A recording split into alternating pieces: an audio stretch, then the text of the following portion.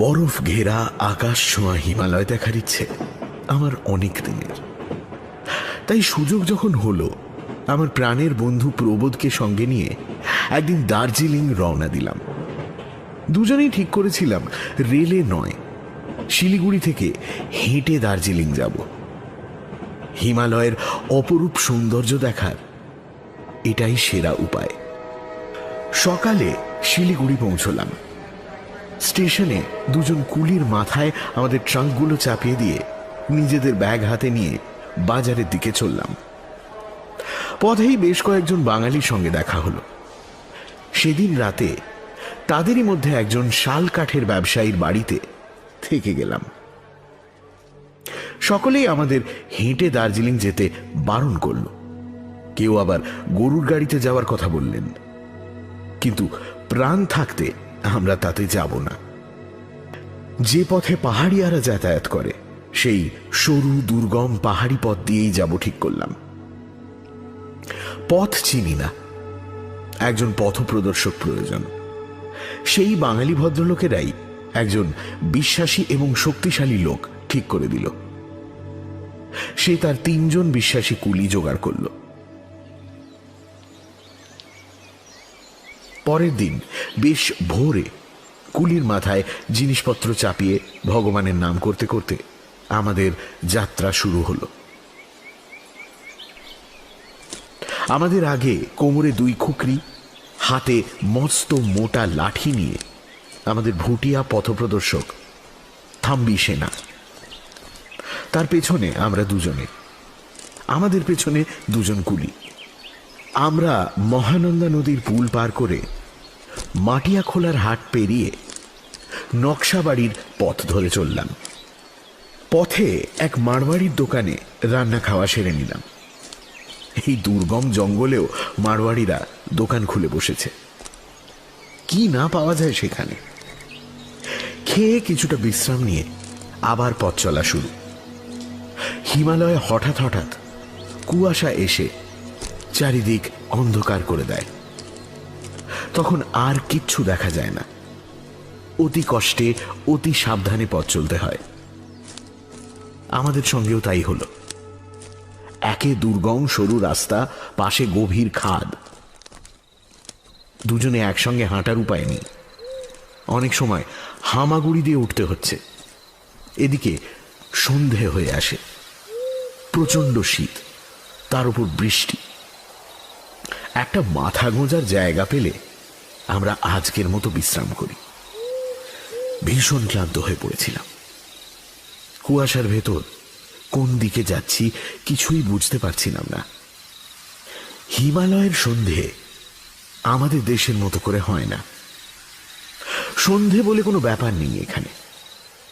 কোনো আভাস না দিয়ে হঠাৎ করে অন্ধকার নামে। চারিদিক ঘোর অন্ধকারে ডুবে গেল। চোখের নিমেষে কিছুই দেখা যায় না। থম্বি সেনা নানান রকম শব্দ করতে করতে চলল। আমরা তার গলার স্বরের পিছু করতে করতে হাতড়ে হাতড়ে চললাম। একটু পা পিছললেই ভয়াবহ মৃত্যু। এখন বুঝলাম আমাদের শিলিগুড়ির বাঙালি বন্ধুরা আমাদের ভালোর জন্যই গরুর গাড়ি নিতে বলেছিলেন। কিন্তু এখন তা ভেবে কি লাভ। হঠাৎ থম্বি সেনা দাঁড়িয়ে পড়ল। আমরাও দাঁড়ালাম। বুঝতে পারলাম অন্ধকারে সে নিজেই পথ হারিয়েছে। কোন দিকে যাবে ঠিক করতে পারছে না। সে নিজে এ কথা স্বীকার না করলেও তার গলার স্বরে আমরা বেশ বুঝতে পারছিলাম। বুঝলাম আজ রাতটা এই দুর্গম পাহাড়ের জঙ্গলেই কাটাতে হবে। তাতে যদিও কিছু যায় আসে না, বেঁচে থাকলেই বুঝব ভগবানের অসীম দয়া। থাম্বি সেনা বলল, ও সাবজি, একটু নেমে গেলেই পথের শেষে একটা বস্তি পাবো। অগত্যা আমরা তার কথা শুনলাম। কিন্তু কয়েক পা যাওয়া মাত্রই ঠিক কি হলো ভালো করে মনে নেই, শুধু বুঝলাম আমরা কোনোভাবে পা পিছলে পড়ে গড়াতে শুরু করেছি। কত দূর অব্দি এভাবে চললাম বলতে পারি না। প্রবোধ আমার দু হাত চেপে ধরেছিল। শব্দ শুনে বুঝলাম থম্বি সেনা আর কুলিরাও গড়িয়ে গড়িয়ে এদিকেই আসছে। হঠাৎ যেন কিছুতে লেগে আমরা আটকে গেলাম। ছুঁয়ে বুঝলাম কাঠের তৈরি কিছু একটা হবে। পকেটে দেশলাই বাতি ছিল, জ্বালালাম। সেই অন্ধকারে বাতি জ্বেলেও প্রায় কিছুই দেখা যায় না। আলোটা উঁচুতে তুলে দেখলাম কাঠের তৈরি একটা ঘর। আমরা সকলেই সেই ঘরের আশেপাশে পড়ে আছি। অনেক কষ্টে উঠে দাঁড়ালাম। যাই হোক, প্রাণটা যে বাজে খরচ হয়নি এটাই ভালো। সম্ভবত আশ্রয় পাব। এ বাড়িতে যেই থাকুক না কেন, এই অবস্থায় আমাদের নিশ্চয়ই আশ্রয় দেবে। আমরা বাড়ির দরজায় এলাম। দরজা বন্ধ। ধাক্কা দিলাম দরজায়, কেউ সাড়া দিল না। জোরে জোরে ধাক্কা দিয়েও যখন কেউ উত্তর দিল না, আমি তখন দরজা ঠেলে খুলে ফেললাম। কড় কড় শব্দ করে দরজা খুলে গেল। ভেতরে বাইরের থেকেও বেশি অন্ধকার। আমি আলো নিয়ে ভেতরে ঢুকলাম। প্রবোধ থম্বি সেনা আমার পেছনে পেছনে। কিন্তু তখনই একটা অদ্ভুত ব্যাপার ঘটল। থম্বি সেনা বিকট চিৎকার করে উঠল, তারপর ছুটে বেরিয়ে গিয়ে অন্ধকারে হারিয়ে গেল। আমরা দুজনেই অবাক। তাকে চিৎকার করে ডাকলাম, কিন্তু অন্ধকার থেকে কেবল একটাই ভয় মাখানো শব্দ আমাদের কানে এলো, শয়তান কা औरत, শয়তান কা औरत, শয়তান কা औरत। প্রবোধ বলল, বোধহয় এখানকার লোকেদের বিশ্বাস এই বাড়িতে ভূত আছে। পাহাড়িরা কিন্তু আবার ভূতে খুব বিশ্বাসী হয়। যাই হোক, খাদে পড়ে যে আজ প্রাণটা যায়নি, এই জন্য ভগবানকে ধন্যবাদ। শীতে বুক গুড়গুড় করছে। এই আশ্রয়ও ভগবান পাইয়ে দিয়েছেন। এখন কাঠকুটো জোগাড় করে আগুন জ্বালা যাক। শুকনো ডালপালা নিয়ে আগুনে হাত সেঁকে কিছুটা প্রকৃতিস্থ হলাম। আমাদের ব্যাগে খাবারের জিনিস কিছু ছিল। প্রবোধ সেগুলো বের করে গোগ্রাসে খেতে শুরু করলো। আমি বললাম, আগে ঘরটা একটু ভালো করে দেখা যাক। প্রবোধ বলল, আগে প্রাণে বাঁচলে তারপর সবকিছু। এই পাহাড়ি শীতে পাহাড়ি রাস্তায় হেঁটে খিদে 1000 গুণ বেড়ে গেছে। আমরা দুজনেই সেই আগুনের পাশে বসে খাওয়া দাওয়া সারলাম। খাওয়া শেষ করে ঘর দেখার পালা। হাতে বাতি নিয়ে দুজনে চললাম ঘর দেখতে। ঘর একটা নয়, পাশাপাশি দুটো ঘর। ঘরের মধ্যে নানান রকম বাসন পড়ে আছে। দেখলে মনে হয় শেষ যারা এই বাড়িতে ছিল তারা যে কারণেই হোক হঠাৎ এখান থেকে চলে গেছে। তাদের অনেক জিনিসপত্রই এদিক সেদিক পড়ে আছে। নিয়ে যাওয়ার সময় হয়নি, তাড়াতাড়ি চলে গেছে।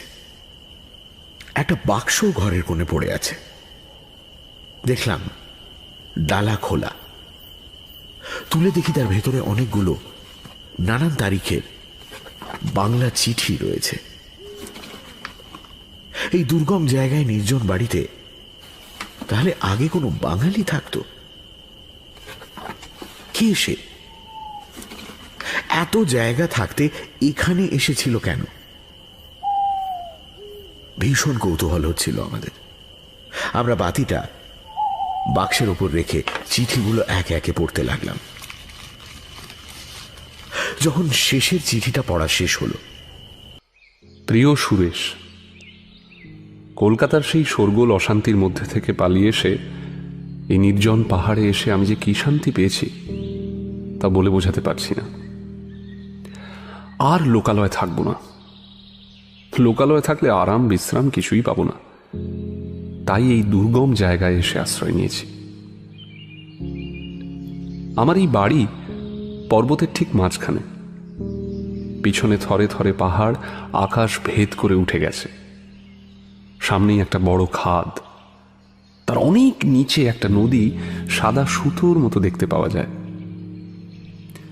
এই বাড়িতে দুটো মাত্র ঘর, কিছু শালকাঠ জুড়ে দেওয়াল তৈরি হয়েছে। ঘরে চালই শালকাঠের। এখানে শালকাঠের অভাব নেই। অনেক চেষ্টা করেও চাকর বাকর পাইনি। প্রায় 2 ক্রোশ দূরে একটা ভুটিয়া বস্তি আছে। সেখানে সপ্তাহে একদিন হাট হয়। হাটের দিন সকালে বেরিয়ে দরকারের সব জিনিস নিয়ে সন্ধ্যায় ফিরি। সময় কাটানোর জন্যে একখানা খুব বড় উপন্যাস লিখছি। বোধহয় তাতেই আমি বিখ্যাত হয়ে যাব। আমি একজন লোক পেয়েছি, কিন্তু রাতে সে কিছুতেই এ বাড়িতে থাকতে চায় না। দিনেই সব কাজ করে সে চলে যায়। তাই আমার স্ত্রীকে আর আগের মতো খাটতে হচ্ছে না। আসলে এই দুর্গম জায়গায় থাকতে সে রাজি হচ্ছিল না, কিন্তু সে এখানে না থাকলে আমার রোগ আর সারবে না এই কথা বলতে সে রাজি হয়েছে। রাতে সে পাশের ঘরে ঘুমোতে যায়। আমি সামনের দিকের ঘরে বসে অনেক রাত পর্যন্ত উপন্যাস লিখি। তোমার মনমতো। প্রথম চিঠি শেষ করে দ্বিতীয় চিঠি খুললাম। এই চিঠিতে সেই উপন্যাসের কথা এবং সেই উপন্যাসের প্রশংসার ভাগই বেশি। এবার তৃতীয় চিঠির পালা। প্রিয় সুরেশ, তোমাকে 2টো চিঠি লিখেছি। এইটা নিয়ে 3টে হবে, কিন্তু কোনোটাই পোস্ট করতে পারিনি। পোস্ট অফিস প্রায় 10 ক্রোশ দূরে। কোনো লোকও পাইনি যে পোস্ট করে দিতে পারে, কারণ এই বাড়ির আশেপাশে কেউ আসতে চায় না। বেশি পয়সা দিলেও না। আগে এর কারণ জানতে পারিনি। একদিন এক বৃদ্ধকে জিজ্ঞাসা করাতে সেই আমাকে এই রহস্যের বর্ণনা দিল। ব্যাপারটা এরকম, সোহ বলে একজন ভুটিয়া কবি এই বাড়িটা তৈরি করেন। নির্জনে বসবাস করার ইচ্ছে ছিল বলেই এমন এক দুর্গম জায়গায় এই বাড়িটা তিনি বানান। এখানে তিনি নিজের সুন্দরী যুবতী স্ত্রীকে নিয়ে থাকতেন। সুখেই তাদের দিন কাটছিল, কিন্তু এমনই কপাল, কয়েকদিনের মধ্যেই সেখানকার এক ভুটিয়া যুবতী সেই কবির প্রেমে পড়ল। যখন গভীর রাতে পাশের ঘরে সোহর স্ত্রী ঘুমোতে যেত, তখন সেই যুবতী এসে তার পাশে বসত, নিচু গলায় গল্প করত, প্রেমের গল্প। একদিন রাতে সোহর স্ত্রী সবটাই জানতে পারল, কিন্তু কোনো কথা বলল না। সেই সুন্দরী যুবতীকে এই বাড়িতে আসতে হলে একটা কাঠের সাঁকো পার হয়ে আসতে হতো। এই সাঁকোর প্রায় 500 হাত নিচে এক ঝর্ণা, ভীষণ স্রোত সেই ঝর্ণা। ভুটিয়ারা একে পাগলা ঝোড়া নাম দিয়েছিল। রোজ রাতে সেই যুবতী এই সাঁকো দিয়েই যাতায়াত করত। একদিন সোহ বাড়িতে না থাকায় তার স্ত্রী সেই সাঁকোর একদিকটা কেটে রেখে এলো। সামান্য কাঠের অংশ এমনভাবে সাঁকোর সঙ্গে লেগে রইল যাতে কোনো মানুষের ভার পড়লেই সেটা ভেঙে পড়ে। তাই হলো, সে রাতে সোহ তার প্রেমিকার জন্য অপেক্ষা করছে। এমন সময় হঠাৎ তার কানে এক মর্মভেদী চিৎকার এলো। তারপরে বিশাল কাঠ ও পাথর পড়ার শব্দ এলো। তার প্রেমিকা 500 হাত নিচে পাগলা ঝোড়ায় বিসর্জন হয়ে গেল। কে এই কাজ করেছে তা সোহ ভালোই বুঝল। এরপর সোহ তার স্ত্রীকে গলা টিপে মারার চেষ্টা করে, কিন্তু ভুটিয়া মেয়েদের শরীরে অনেক শক্তি। তার স্ত্রীও তাকে টানতে টানতে খাদের কাছে নিয়ে আসে। তখনও সোহ তার গলা থেকে হাত সরিয়ে নেয়নি। তার স্ত্রীর চোখ কপালে উঠল, জিভ বেরিয়ে পড়ল, তবুও সে তার স্বামীকে ছাড়ল না। দুজনেই সেই খাদে পড়ে মরল।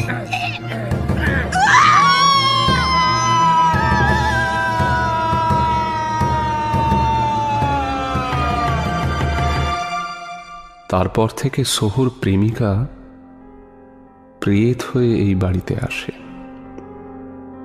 ভেতরে আলো দেখলে দরজায় ধাক্কা দেয়। তাকে ভেতরে ঢুকতে দেবে না এমন সাধ্য কারুর নেই।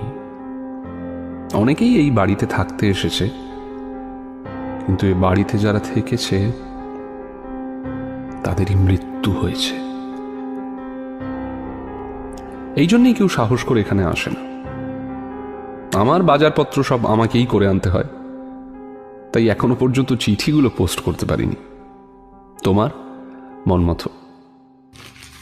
তৃতীয় চিঠিটা পড়ে খানিকক্ষণ চুপ করে বসে রইলাম। তারপর চতুর্থ চিঠিটা খুললাম। প্রিয় সুরেশ, পঞ্চম চিঠি। প্রিয় সুরেশ, যা ভেবেছিলাম ঠিক তাই ঘটেছে। সে এসেছে। কাল রাতে আমরা একে অপরের চোখের দিকে তাকিয়ে বসেছিলাম অনেকক্ষণ। তুমি নিশ্চয়ই ভাবছো আমি পাগল হয়ে গেছি, আমার রোগ সারেনি, জ্বরের জন্য আমি ভূত দেখছি। তুমি কেন, আমি নিজেও বুঝতে পারছি না যে কে এসে। রক্ত মাংসের নারী মূর্তি নাকি নাকি শুধুই আমার কল্পনা? যাই হোক, আমার কাছে এটা কল্পনা নয়, বায়ু নয়, আকাশ নয়, মিথ্যে নয়, সত্যি, ভীষণ রকম সত্যি। আমি অনেক রাত অবধি সামনের দিকের ঘরে বসেছিলাম সেই উপন্যাসটা নিয়ে। পাশের ঘরে আমার স্ত্রী ঘুমোচ্ছে। ঠিক সেই সময় আমি সাঁকোর ওপর তার পায়ের শব্দ শুনলাম। 3 বার দরজায় ঘা পড়ল। আমার কঙ্কাল ভেদ করে যেন বরফের ধারা ছুটতে লাগলো। মাথায় একটা অদ্ভুত যন্ত্রণা। আমি আমার বুক চেপে ধরে বসে আছি, কান খাড়া করে বসে শুনছি। আবার দরজায় ঘা পড়ল, 3 বার মাত্র। আমি উঠে আস্তে আস্তে পাশের ঘরের দরজাটা বন্ধ করে দিলাম আর অপেক্ষা করতে লাগলাম। আবার দরজায় ঘা, 1, 2, 3 বার। যখন আমি গিয়ে বাইরের দরজা খুলে দিলাম, ঠিক সঙ্গে সঙ্গে অত্যন্ত ঠান্ডা বাতাস ভীষণ বেগে ঘরের ভেতর ঢুকে আমার কাগজপত্র সব উলট পালট করে ছড়িয়ে দিল। এক নারী মূর্তি ঘরে ঢুকলো। আমি নিঃশব্দে দরজা বন্ধ করে দিলাম। সে তার মাথার শাল সরিয়ে কাঁধে ফেলল, গলা থেকে একটা রঙিন রুমাল খুলে পাশে রাখল, তারপর আমার ঠিক সামনে এসে বসল। আমি দেখলাম তার খালি শিশির ভেজা পা দুটো। মন্ত্রমুগ্ধের মতো চোখ স্থির করে তার সামনে বসলাম আর তার মুখের দিকে তাকিয়ে থাকলাম। সে আমার দিকে তাকিয়ে অল্প হাসল। কি মিষ্টি সে হাসি, অথচ বিস্ময়কর। যেন সেই হাসিতে চালাকি, শয়তানি সব একেবারে মিলে মিশে গেছে। সেই হাসি দেখে আমার ভালো মন্দ জ্ঞান হারিয়ে গেল। আমি তাকে আমার সব কিছু দিয়ে দিতে প্রস্তুত হয়ে গেলাম।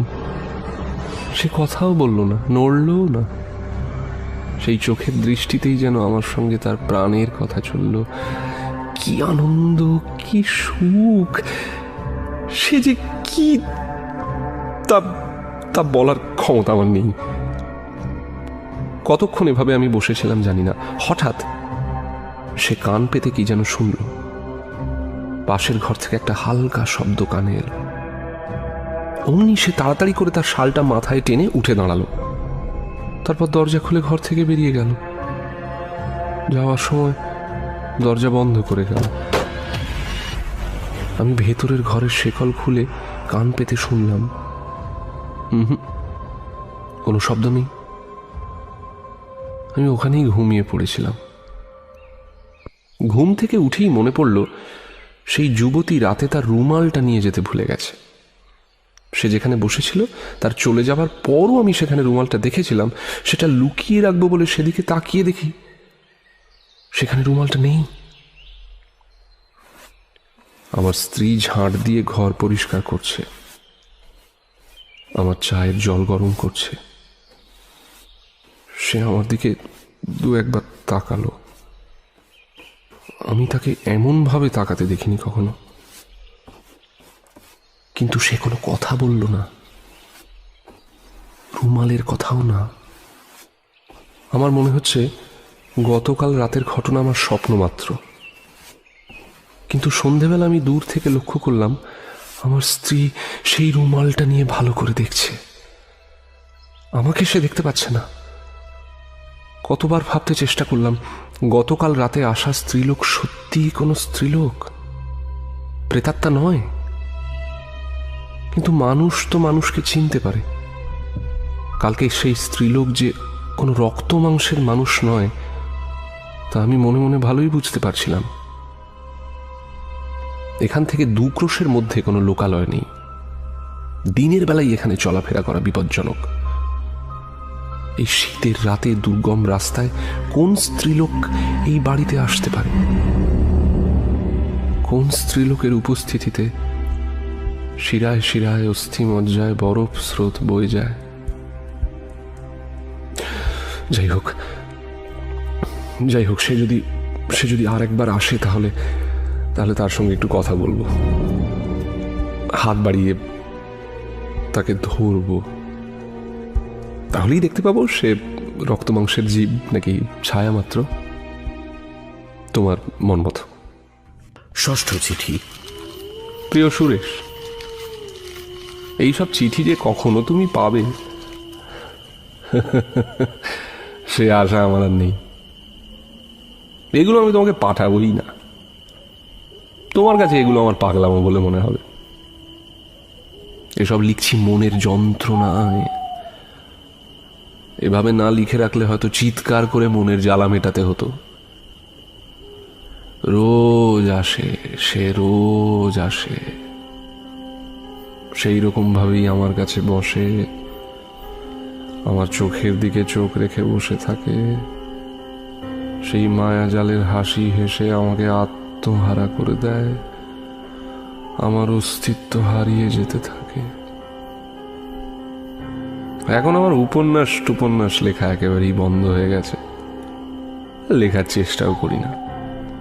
শুধু তার পায়ের শব্দ শোনার জন্য কান পেতে অপেক্ষা করতে থাকি। সাঁকোর ওপর দিয়ে, ঘাসের ওপর দিয়ে, দরজায় ঘা দেওয়ার শব্দ। সে এলে আমি কথাই বলতে পারি না। রোজ ভাবি আজ কথা বলবোই, কিন্তু সে এলে সব ভুলে যাই। 8ম চিঠি। প্রিয় সুরেশ, আজ সকালে আমি হাটে যাব বলে বেরোলাম। আমার স্ত্রী দরজায় দাঁড়িয়ে রইল। দূরে গিয়ে তাকিয়ে দেখি তাকে একটা ছোট্ট পুতুলের মতো দেখাচ্ছে। পাহাড়ের বাঁকটা নিতেই তাকে আর দেখা গেল না। তখন আমি কোনো রকমে দৌড়ে অন্য রাস্তা দিয়ে বাড়ির দিকে এগোতে লাগলাম। পাহাড়ি রাস্তায় চলাও তো সহজ নয়। অনেক কষ্টে এলাম।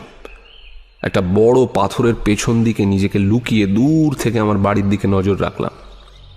কিছুক্ষণ পর দেখলাম আমার স্ত্রী কুঠার নিয়ে সাঁকোর কাছে এলো। আমি স্পষ্ট দেখতে পেলাম না সে ঠিক কি করছে। কিছুক্ষণ পর সে উঠে দাঁড়ালো। সেই দূর থেকে আমি তার মুখের হাসিটা দেখতে পেলাম। সেই হাসির ভেতর প্রতিহিংসার আগুন জ্বলছে যেন থক থক করে। সে বাড়ির ভেতর ঢুকে গেলে আমিও হাটের দিকে চললাম। হাট থেকে সন্ধ্যের সময় ফিরে আমার স্ত্রীর কাছ থেকে অন্যদিনের মতোই আদর অভ্যর্থনা পেলাম। আমি যে তার ভয়াবহ কাজটা দেখে ফেলেছি তা ঘুণাক্ষরেও তাকে জানতে দিলাম না। সে ভেবেছে কোনো মেয়ে মানুষ রাতে সাঁকো পার হয়ে আমার সঙ্গে প্রেম করতে আসে, তাই সে সাঁকো কেটে রেখে এসেছে। আজ সেই মেয়ে এলে অতল খাদে পড়ে যাবে। আমি কিচ্ছু বললাম না। আমি এতেই আজ প্রমাণ হয়ে যাবে রোজ রাতে যে আসে সে মানুষ নাকি প্রেতাত্মা। কিন্তু যদি রক্ত মাংসের মানুষ হয়, ভেবেই আমি চমকে উঠলাম। কিন্তু সে যদি প্রেতাত্মাই হবে তাহলে তার পায়ের শব্দ আমি শুনতে পাই কেন? যদি সে প্রেতাত্মাই হয় তাহলে ভাঙা শাঁকও তার কোনো ক্ষতি করতে পারবে না। বেশ হবে, বেশ বেশ হবে। আমার স্ত্রী আচ্ছা জব্দ হবে তখন। রাত হয়েছে। অন্য দিনের মতোই আমার স্ত্রী পাশের ঘরে ঘুম হচ্ছে। আমি এক মনে কান খাড়া করে বসে অপেক্ষা করছি। যদি সে প্রেতাত্মা হয় তবে আগের মতোই আমার কাছে আসবে, আর যদি কোনো স্ত্রীলোক হয় তবে নিশ্চয়ই সাঁকো থেকে পড়বার সময় তার চিৎকার আমি শুনতে পাব। হঠাৎ কি এই প্রেতাত্মার বিদ্রুপ! আমি শুনেছি সেই হৃদয় ভেদী আকাশ ভেদী চিৎকার আমি শুনেছি। আকাশ পাতাল কাঁপিয়ে অন্ধকার ভেদ করে ভয়ানক চিৎকার উঠে এলো সাঁকোর কাছ থেকে। পর্বতের চূড়ায় চূড়ায় লেগে সেই শব্দের হাজার প্রতিশব্দ তৈরি হচ্ছে। সেই চিৎকার আমার কান দিয়ে প্রবেশ করে শিরায় শিরায় রক্তের মধ্যে মিশে যাচ্ছে। আমি ছুটে সাঁকোর কাছে এলাম। শুয়ে পড়ে হাত বাড়িয়ে দেখলাম সাঁকোটা আর নেই। নিচে গভীর খাদ, ভীষণ অন্ধকার, কিচ্ছু দেখার উপায় নেই। প্রবল বেগে বাতাস বইছে। আমি চিৎকার করে ডাকলাম। সেই প্রবল বাতাসে আমার চিৎকারের প্রতিধ্বনি পিশাচের হাসির মতো ফিরে এলো। আমাদের পথপ্রদর্শক থম্বি সেনা শয়তান কা औरत বলে এখান থেকে কেন পালিয়েছে এখন বুঝলাম। এতদিন ভূত প্রেতের কথা বিশ্বাস হয়নি। ভূত প্রেত হোক বা না হোক, চিঠির লেখক মনমথ এই নির্জন স্থান থেকে ভূতের কথা ভেবে ভেবে পাগল হয়ে গেছিল। সেই পাগলামি থেকেই সে তার স্ত্রীকে নিষ্ঠুরভাবে হত্যা করেছে, নিজেও মরেছে। এই চিঠিগুলো তারই প্রমাণ। ভোর হতে না হতে আমরা সেখান থেকে পালালাম। আর সেখানে এক মিনিটও থাকা যায় না। বস্তিতে এসে আমাদের কুলিদের আর থম্বি সেনাকে পেলাম। আমরা যে এই বাড়িতে রাত কাটিয়ে এখনো বেঁচে আছি সেটা দেখে তারা আমাদের মুখের দিকে হাঁ করে তাকিয়ে রইল।